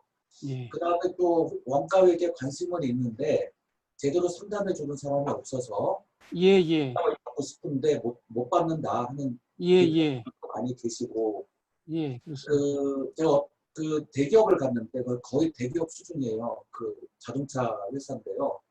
대기업이 1차 밴드 회사죠. 거의 중견기업 이상 되는 기업인데 이제 어느 금융기관으로부터 이제 컨설팅을 받았는데 원가 컨설팅을 받았대요. 무료로 한 달간. 예. 회계사분들이 와서 해주셨다고 하더라고요. 예. 그래서 제가 작성한 거 한번 봅시다라고 했더니 자동차 회사는 거의 대부분 공정별 원가 계산이잖아요. 예. 근데 공정별 프로세스는 계산을 생략을 했더라고요. 그냥 예. 그 표준원가라고 해서 대입을 했다고 하던데 보니까 표준원가도 아니에요. 예정원가도 아니고 예. 그러니까 평균원가로 그냥 계산해서 했다고 하더라고요. 그래서 공정별 원가 계산을 해야 된다는 얘기 못 들어보셨습니까? 그냥 안 들어봤다고 하더라고요. 예. 네, 공정별 프로세스를 추적을 해서 완성도를 구하고 환산량을 구한 다음에 공정별 원가를 구해야 되는데 공정에 대한 툴이 전혀 없더라고요. 그래서 그 기업에 운영하시는 분들이나 회계팀 직원들도 이 그 회계사분들이 와서 원가 계산해 줬는데 이게 과연 적정 원가이고 적정 마진이 되는지가 이심쩍다 이렇게 얘기를 해서 공정별 프로세스를 얘기를 해준 적이 있었어요. 그만큼 이제 그 원가 계산이라는 것이 그 회사에 맞게 해줘야 되거든요. 커스터마이징이 돼서. 그렇습니다. 네. 네. 그러면 이제 하나하나 말씀을 드릴게요. 먼저 세무회계, 즉 세법에 의해서 법인세 잘 내면 되는 거 아니냐.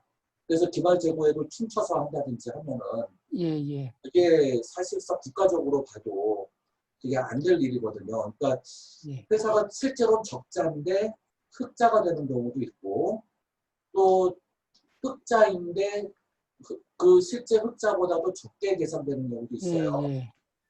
그렇다면 결국은 재고자산 평가가 적정했느냐부터를 봐야 되거든요. 근데 수급을부도 미약하고 그리고 총평균법으로 했다고 하는데 그것도 보니까 최종 매입 원가법 같이 해놓은 경우도 있고요.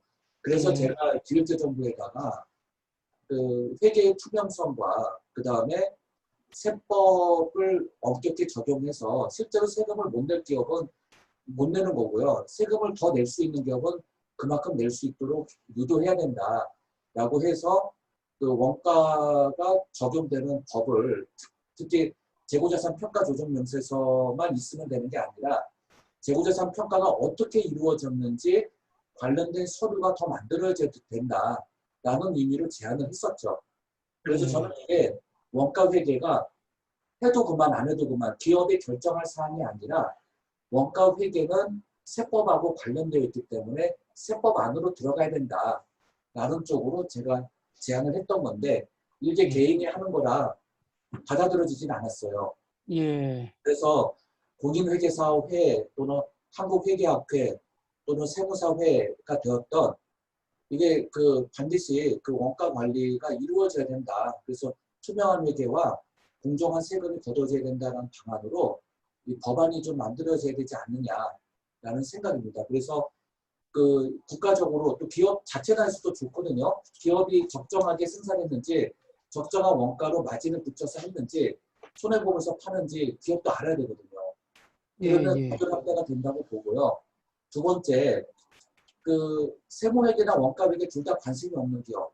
이런 기업은 어떻게 했느냐면은 매트릭스나 그 제품별 손익분기점 차트를 보여줬어요.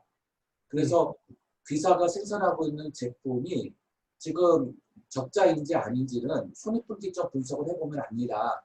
제품이 10가지 중에 그 중에 두세 가지가 그 경영 안전율이 안 좋게 나오면은 7, 8개에서 흑자를 내더라도 두세 가지 제품의 적자를 메꿔주는데 기여하게 됩니다.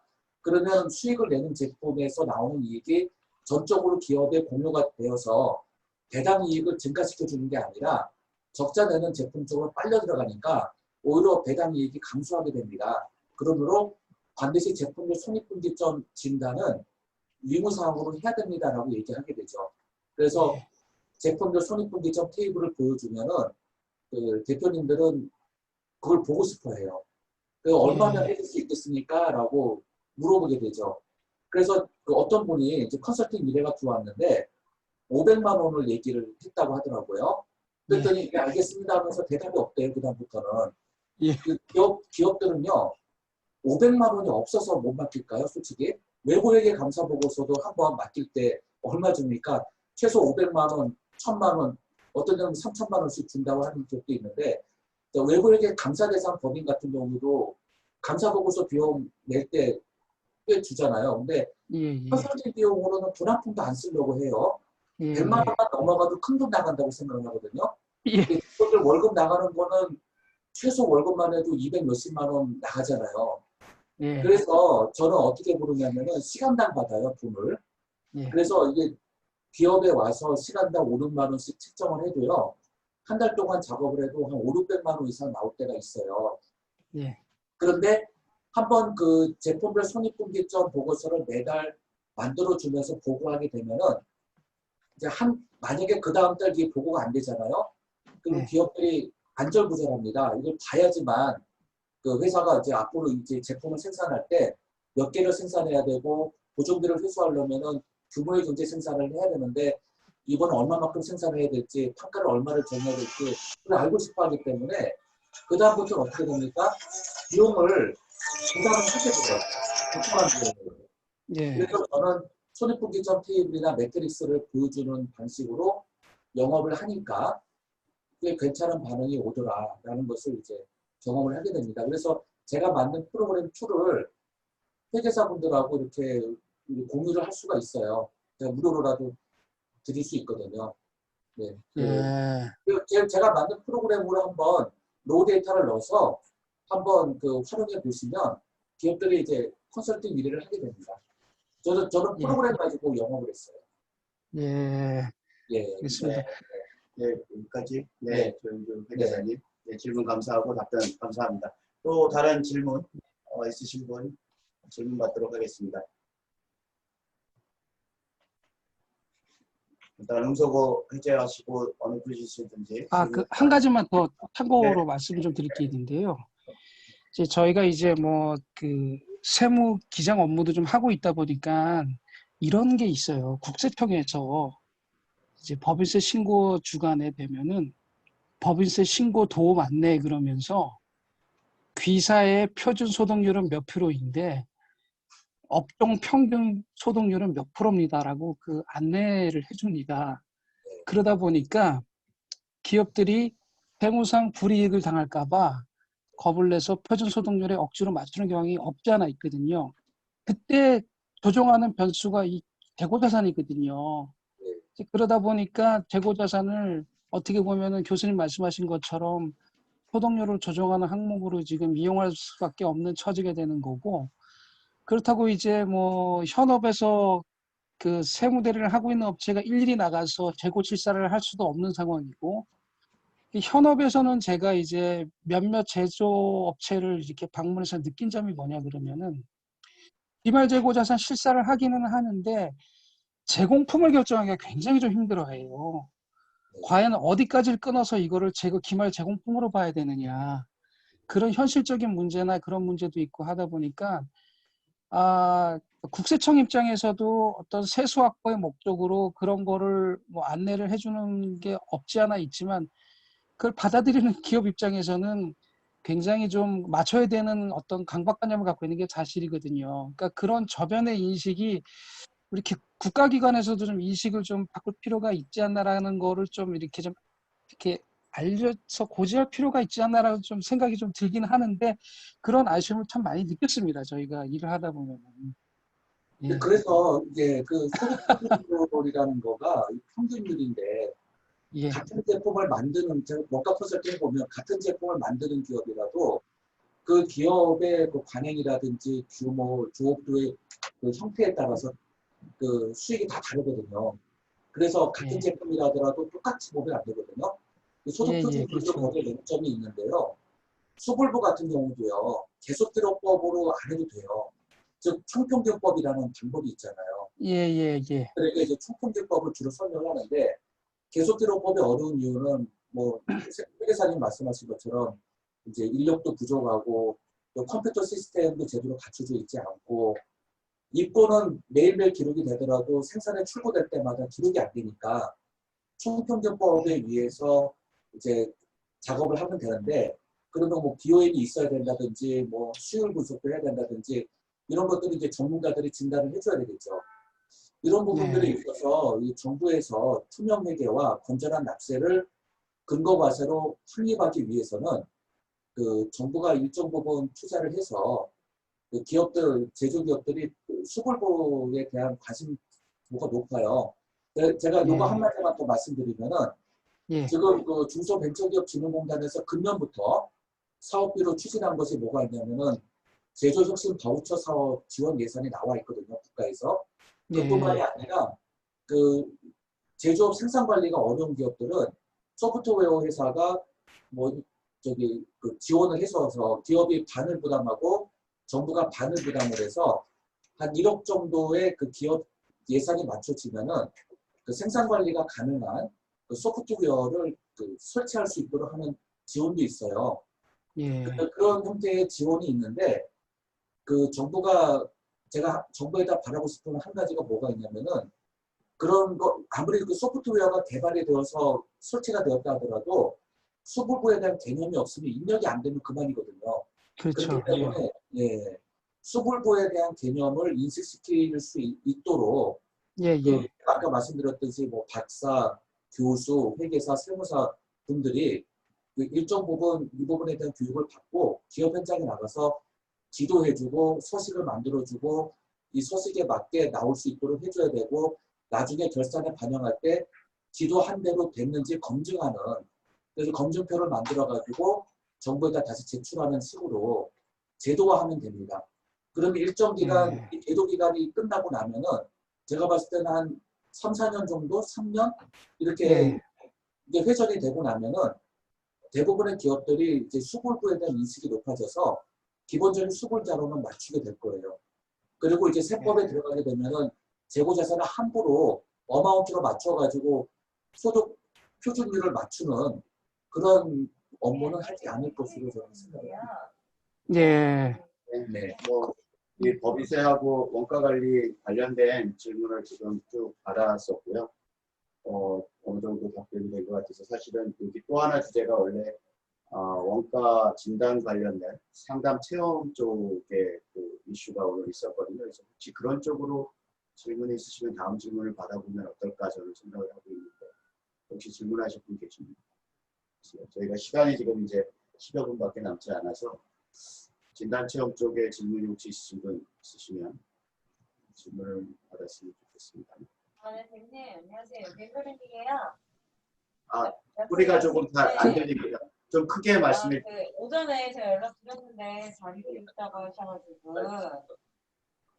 질문이 아니라고. 질문이 아니네요. 혹시 저 음소거가 안 돼 있는 데가 있는지 모르겠습니다. 음소거를 좀 해주시고요. 저 질문인 줄 알았습니다. 그럼 간단하게 물어볼게요. 원천세 납부하셨죠? 그리고 은행에서 그 한꺼번에 나간 조영주에게서 네, 됐습니다. 예, 된 것 같습니다. 혹시 다른 분 질문? 지금 이제 10분 정도 시간밖에 안 없으시면 제가 뭐 잠깐 질문. 저희 모인 김에 채널은 아니지만 그 Z 분석 굉장히 흥미있게 봤고요. 저희가 관련 시간은 별로 들어본 게 없는 건데 일단은 그 Z를 그렸을 때 가로축, 세로축의 항목이 뭐죠? 일단 그거부터 정의가 돼야 될 것 같고요. 네. Z에서 그 위에 축은 그 이동을 합계선이고 아니요. 세로축, 가로축의 좌표부터 설명해 주세요. 예. 가로축이 뭐고 세로축이 뭐죠? 좌측은 생산량이 될 수도 있고 가로는 네. 생산량. 네, 왼쪽 세워져 있는 세로선. 세로가 네, 생산량. 네, 세로선이 이제 그 이 Z 분석은 세 가지입니다. 생산량, 네. 그 다음에 이제 변동 원가, 네. 그 다음에 고정 원가. 네. 네, 이렇게 해서 이제 왼쪽 그 세워져 있는 선에다가 할 수가 대입이 가능하고요. 세로축이 생산량뿐만이 아니라 네. 그 네. 변동원가, 고정원가도 고정원가. 같이 네. 된다. 네. 예. 그리고 가로축은요? 그 다음에 아래쪽 축은 가로축은 월이에요, 월. 월. 네, 월. 그러니까 시계열전이고요. 네, 시계열, 월로 1월부터 12월까지. 이게 반드시 1월부터 12월까지라는 법은 아니고요. 2월부터 시작하면 어쨌든 예. 그 다음은 네, 12달, 예, 12달 안에서 네, 그렇게 해서 이동월 합계선, 당월 무게선, 당월선 이렇게 세 가지 선이 Z 모양으로 만들어지는 거죠. 다시 한번 보고 세 개가 뭐라고 말씀하셨어요? 당월 이동월 합계선이 위에 Z 모양으로 그려질 때 위에 Z선이 있잖아요. 예. 월 합계 위에 월 선이 합계. 이동월 합계선. 예. 네, 이동월 합계선이고 그다음에 이동월이라는 거는 이동 평균 말씀하시죠? 네, 이동 평균이죠. 몇 이동 개월의 평균에 이동 의해서. 평균. 네, 월 단위로 이동 평균을 하는 거죠. 네. 그다음에 가운데 축선은 이제 당월 유계선이죠. 유계선. 예. 아래쪽 축은 이제 당월 발생선. 예. 네. 이렇게 이제 세 가지 조합으로 이루어져서 이게 이제 그 선이 그려지는 거예요. 점으로 표시되면서. 그래서 Z 모양이 된다는 거는 결국은 생산량이 일정하게 매달 반복적으로 누적이 된다는 게 가로 빗선일 것 같고요. 예, 그 예를 들면 1월달 100개 생산하고 2월달 만약에 생산량 기준으로 Z 모양을 그려낸다면 예, 예. 1월달 100개 생산하고 2월달 100개 생산, 3월달 100개 생산 똑같이 100개씩 생산해도 Z 모양이 그려지고 1월 100개 생산하고 2월에 120개 생산하고 3월에 140개 생산하고 이렇게 증분해서 네. 일정한 숫자가 증분해서 가도 Z 모양이 그려지는데 만약에 그게 그 증분되지 않거나 일정하지 않으면 Z 모양이 끊어지기도 하고 일그러지기도 하고 예, 예. 그렇게 이제 그려지는데 그렇게 그 생산량 Z 모양과 제로비 Z 모양을 두 개를 만들었어요. 변동 제로비로요. 예, 예. 그렇게 해서 이 Z 모양을 두 개를 겹쳐요. 네. 그러면은 어떤 건 삐죽 튀어나오고 어떤 거는 가라앉고 하는 게 보여지거든요. 네, 네, 네. 이거를 제품별로 이제 뽑아내는 건데요. 자, 기존에 냉장고 제품에 들어가는 변동 제로비가 일정할 텐데, 보니까 그 생산량 대비 제로비가 예전하고 다르다. 100개 생산하면 1000만 원어치의 변동 제로비가 투입돼야 되는데 100개 생산하는데 900만 원밖에 안 들어갔네. 또 어떤 달은 1,500만 원 들어가고 지금 생산량 대비 변동 제로비가 급감하거나 급증할 때 이 제로비 그 Z 모양 곡선은 서로 불일치하게 나오죠. 그걸 통해서 이 원가의 낭비는 없었는지 생산량 대비 원가가 일정하지 않은 이유가 무엇인지 과거 통계 분석자를 통해서 볼 수가 있죠. 그래서 항상 그 조업도 하고 맞춰서 보는 거거든요. Z 모양도. 참고로 예. 설명 분석도 그렇고. 그러니까 결국은 이제 요약하면 그 생산량이든 원가든 네. 추세의 변화가 안정적으로 변하느냐를 일단 보고 그다음에 생산량 대비 관련된 뭐 변동 원가로 하는 게 좀 맞을 것 같은데 변동 원가의 어떤 구성 상대적인 이쪽에 단위당 변동비가 그런 어떤 특정 기간에 기존의 어떤 안정성을 깨뜨리면서 낭비적으로 이루어졌느냐라는 것을 어떤 그 Z선의 브릿지를 보는 거라고 저는 정리가 돼서 상당히 저희가 그 지금 얘기한 어떤 급격한 원가 비율의 변화를 시각적으로 비교한다 그렇게 볼 수도 있을 것 같네요. 일단은 네. Z로 추세를 보고 맞습니다. 잘 이해가 됐습니다. 예, 재미있는 방법이네요. 예, 숫자만 나오니까 난수표가 돼가지고. 네네. 예. 시각하는 게 좋은 것 같아요. 예. 지금 아마 또 손을 드신 분이 있으셔가지고 예, 예. 질문을 하시게 된다고. 예. 이동원 교수님 질문을 마이크 아마 하시겠다고 하신 것 같은데 음소거를 해주시고 질문해 주시면 되겠습니다. 예, 강의 잘 들었습니다. 좀 들리시나요? 네, 잘 들립니다. 네. 저 공인회계사고요. 현장에서 일을 하고 있습니다. 회계감사를 주로 하고 있고요. 제가 궁금한 거는요. 지금 원가 절감에 대한 필요성, 그리고 법인세와 관계된 재무 보고에 대한 필요성을 말씀해 주셨는데, 저희들도 현장에 가면 기업들에 대한 재고자산 평가 방법에 대해서는 굉장히 궁금해하고, 또 회사들한테 그런 자료들을 많이 요청을 하는데, 회사에서 그런 자료들을 주는 걸 굉장히 좀 부담스러워 합니다. 제가 이제 궁금한 거는, 일단 진단이 일어나면, 대기업 같은 경우에는, 회사들 스스로 그 원가 계산 방법에 대해서 많이들 공부도 하고 회사 내에 많이들 그런 방법론에 대해서 이제 많이 현장에 많이 사용을 하고 있는데 중소기업 같은 경우에는 원가 분석에 대한 어떤 그런 내용을 진단을 해드리더라도 장래에 계속 그 방법대로 계속 이끌고 갈 수 있는지도 궁금하고요. 또 원가 진단을 하게 되면 이제 원가라는 게 계속 좀 유동적이지 않습니까? 평가 방법은 계속 뭐 변할 수 있겠지만 특히 원가 절감에 대한 어떤 그런 진단에 있어서는 단 일회성으로 끝날 수는 없을 것 같아요. 그래서 예, 이거 어떤 주기를 통해서 이거 진단을 해줘야 될 것 같은데, 그 지금 어떻게 생각하고 계세요? 어느 정도의 주기로 이거 원가 진단을 계속 해줘야 되는 건지 아니면 일회성으로 끝나야 되는 건지 그게 굉장히 궁금합니다. 예. 네, 경영 컨설팅, 경영 진단, 인사 관리 이런 부분들은 단회적으로 끝나는 경우가 많아요. 그런데 원가는 세무회계 기장처럼 영속성으로 가게 됩니다. 말씀하신 것처럼 원가는 항상 변하기 때문에 인플레이션이든 디플레이션이든 그런 그 이펙트가 항상 반영되고 있기 때문에 원가는 계속 지속적으로 해야 되고요.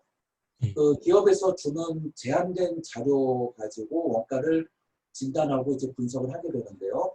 이제 처음에는 이제 기업이 제한된 자료밖에 못 만들었지만 계속 교육을 하고 이 직원한테는 이거를 만들 수 있는 충분한 시간을 주셔야 됩니다라고 얘기를 하면서 해 나가게 되는데 나중에 대표님이 이번 달 제품을 얼마에 팔아야 될지 원가를 얼마를 적용해야 될지 예를 들면 지금 한 가지 예를 들게요. 코로나19로 인해서 중국으로부터 원부자재 생산 공급이 거의 끊겼어요. 그래서 다른 국가 또는 우리나라의 제조기업체를 이제 알아보고 있는데 그러다 보니까 원부재료비의 상승이 불가피해지죠. 그렇게 되면 우리가 판가를 이제 그동안 적용했던 거를 다르게 적용해야 되지 않느냐. 지금 그 경제는 미래 불확실성이 이제 점점 가중되고 있다 보니까 7, 80년대처럼 한번 정한 판가가 그대로 유지되기가 어렵거든요. 그러다 보니까 이제 기업들이 그 원가의 그 변화를 따라가기가 참 어렵다. 그래서 이 원가에 대한 그 지속적인 관리 지도를 부탁을 합니다. 기업들이. 그러면은 처음에 안정화될 때까지는 한 달 내지 석 달, 길게는 6개월까지도 기초 상담을 해줘요. 수불본이 이렇게 만들어야 되고 데이터는 이렇게 나와야 되고 그러면 직원은 한장되어 있는데 중소기업은 1인 다역을 해야 됩니다. 이거 못 만들어요. 그러면 쉽게 만드는 방법을 알려주고 대표님에게도 이 직원에게 다른 일 맡기지 마시고 이 부분에 대한 일만큼 할 수 있도록 시간적 여유를 주십사라고 부탁을 하게 되고요. 그렇게 해서 한 3개월 내지 6개월까지 교통정리를 해줘요. 주로 상담하는 일이 많죠. 교육도 물론 하고요. 그렇게 해서 어느 정도 기간이 경과되고 나면 매월 일정한 자료의 데이터가 인풋이 되기 시작을 하게 돼요. 그러면 제가 만든 툴에다가 숫자 값들을 넣으면은 공정별 원가도 자동으로 나오게 되고 그 다음에 이제 재료비, 노후비 경비가 나오고 원가 배분이 되면서 제품을 손익분기점이 나오게 되거든요. 근데 그걸 가지고 이제 매달 브리핑하기 시작을 하니까 자 이제는 그러면 없던 원가 관리 팀도 만들어지게 됩니다. 그 기업이 이제 그걸 알아야지 사니까요, 이제는. 처음에는 이제 계도기간, 즉, 몇 개월 동안은 그 기업에 일정한 시간을 좀 할애해서 상담을 해주는 그 과정이 좀 필요해요. 비용은 상당히 많이 증가될 가능성이 네, 많겠네요. 다수로 이게 증가되고요. 어느 정도 증가가 되고 나서 또 이제 비용이 떨어지는 경우가 있는데 뭐냐면은 이제 정해진 자료가 매달 일정하게 나오기 시작하니까 제가 만든 분석 툴에서 데이터 값만 넣어주고 브리핑하면 되거든요. 근데 그 수준까지 올라가게 되면은 한 달에 두세 번, 한 번 뭐 이렇게 방문하고 브리핑해주고 월 100만 원에서 150만 원씩만 받아도 돼요. 내가 들어가는 소요기간이 그만큼 줄어들게 되니까 처음에는 뭐 300, 500, 600 이렇게 받다가 매달 그러다가 이제 어느 정도 보고서가 나오기 시작하면은 일정한 금액만 받고도 되죠. 그런 형태로 뭐 한 10개 기업체만 해도 월 1,000에서 1,500만 원 정도는 고정 수익이 잡힐 수 있지 않겠느냐. 이렇게 이제 진단해준 쪽 입장보다 회사 입장이 더 궁금한 거죠. 회사에서 그 부담을 가져갈 수 있겠는가. 네. 그 정부 지원도 말씀을 하셨지만 정부 지원을 받아서 진단을 할 정도면 그 회사가 그런 자금 여력이 없다고 보여지는데 그걸 장기 플랜을 해서 그렇게 가져갈 수 있는 건지 그것도 사실 저도 뭐 부담이 만만치 않을 거다. 기업체 입장에서 그렇게 생각하고 있는 거죠. 아, 그래서 제가 말씀드린 수용하기 쉽지 않을 거다. 아, 예. 예, 예.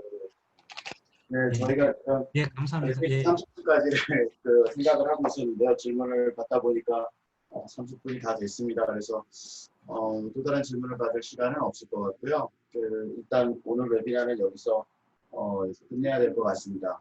자료 제공하고 예. 연락처 우리 그 관리회계학회하고요. 그다음에 한국회계학회 그 페이지에 오늘 했었던 이 동영상 자료도 올릴 거고요.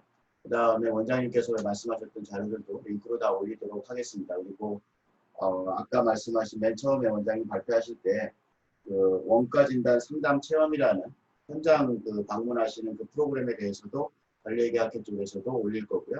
그리고 이런 현장 체험을 통한 이제 사례를 개발하셔서 발표하시는 기회도 아마 관리회계학회에서 준비하고 있는 걸로 제가 알고 있습니다. 그래서 내용을 전부 다 웹페이지에 올릴 테니까요. 관심 있으신 분들은 보시고 또 원장님한테 질문을 해주시면 될 것 같습니다. 오늘 장시간 동안 웨비나 참석해 주시고 질문해 주셔서 감사합니다. 네, 여기서 웨비나 마치도록 하겠습니다. 고맙습니다. 감사합니다. 감사합니다.